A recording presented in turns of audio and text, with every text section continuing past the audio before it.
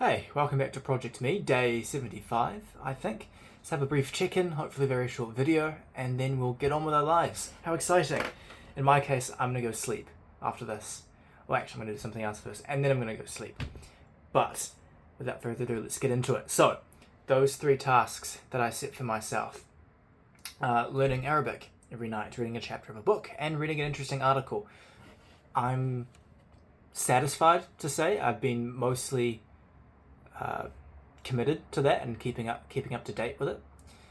I didn't do anything besides Arabic yesterday, and I didn't read a book today. I didn't read a chapter of the book today, but for a valid reason. Didn't read an article yesterday. Haven't read one today actually either. But also, I think a good reason for that. But anyways, Arabic is proceeding along nicely. I've memorized a few letters in the script, including, because Arabic is a cursive sort of form, every letter has both the letter itself and then the three other ways you can write it, whether it's the beginning of a word, in the middle of a word, or the ending of a word. So for every letter, really, in Arabic, or every sound, there is at least 4 different things to memorize, 4 different ways of writing the letter to memorize, plus the name of the letter itself. So quite a bit at once, which is why I'm biting it off into chunks, and I'm trying to use active recall for it. So every night before I go to bed, I will copy out each of those 4, the name of the letter, the actual letter itself in the form, and then beginning, middle, end, and I'll copy each of those out maybe 20 times before I go to bed for about 3 letters, and then in the morning I will try and use some active recall and put it together again myself without having to use my notes. And it's been working pretty well so far, which I'm happy to say. I'm excited to get on to the next step and actually start, even if I won't understand the words, but actually start saying them out loud and reading the script like that. So it's coming along, which I'm really pleased with.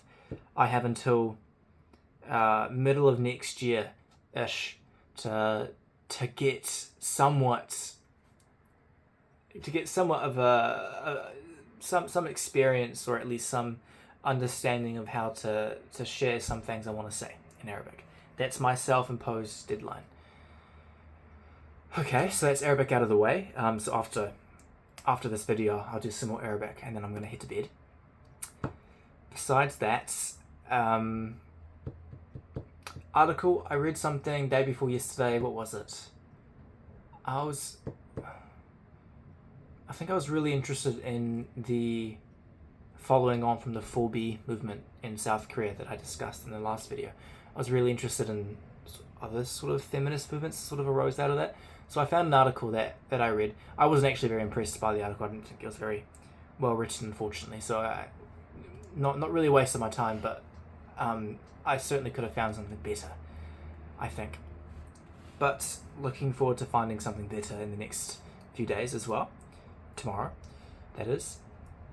In terms of chapter of a book, my close friend C and I, we've started a book club, and part of that is choosing books to read, and I very graciously let my friend have the first pick, half knowing, it's really my own fault, half knowing that she would choose something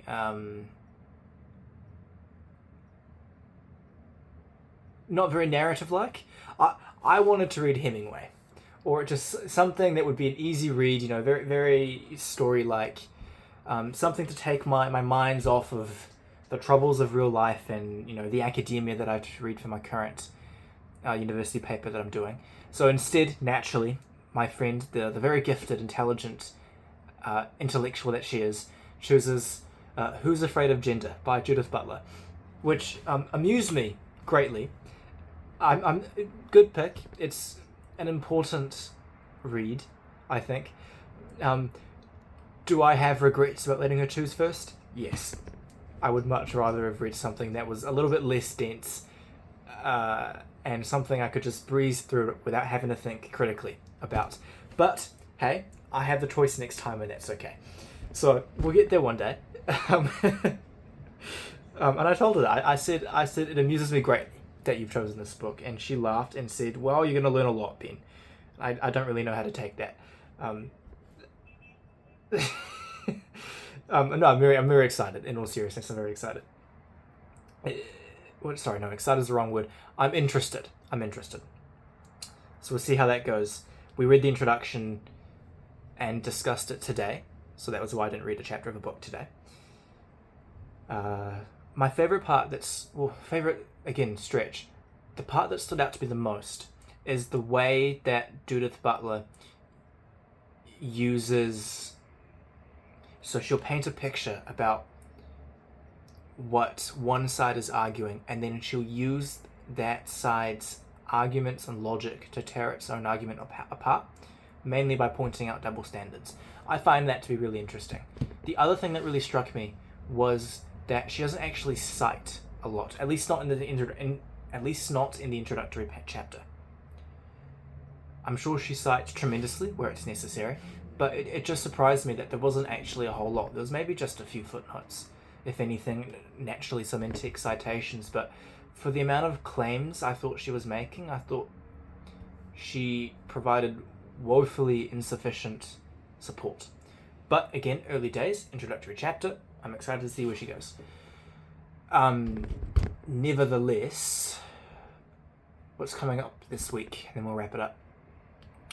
It is Scrutiny Week at Parliament this week, and one of my jobs is to report on news in Parliament. So Scrutiny Week means that every senior official in government is going to Parliament and giving briefings and updates and being subjected to a lot of scrutiny by certain committees made up of parliamentarians. So there will be lots to write about, and I'm anticipating a very work-heavy week. For good or ill, it adds a bit of money to the bank account, which is excellent with Christmas coming up. I get to buy some gifts for friends and family, which is nice. But on the other hand, it's not exactly the most riveting job sitting in front of a computer and typing things out. Essentially transcribing all day for 1, maybe 2 weeks. But that's okay. It's necessary, right? Turning in a research proposal for a research paper as well in the coming days. That's actually quite exciting. It's about Kant and Hegel. I'm looking in specifically to whether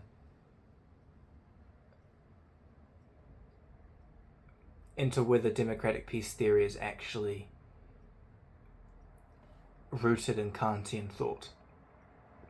And then of course I'm going to critique it using some Hegel thought and some Marxist critique as well.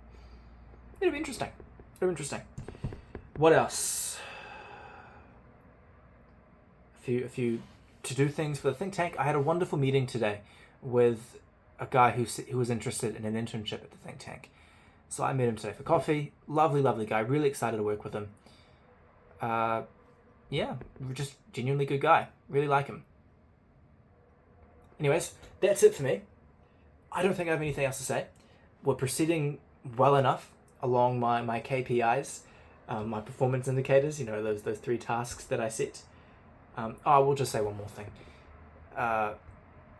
Ideally, I'd like to go to the gym 6 times a week, but I hurt my knee, the other week on leg day, so I've been taking it very easy and trying to stay off anything heavy on my knee.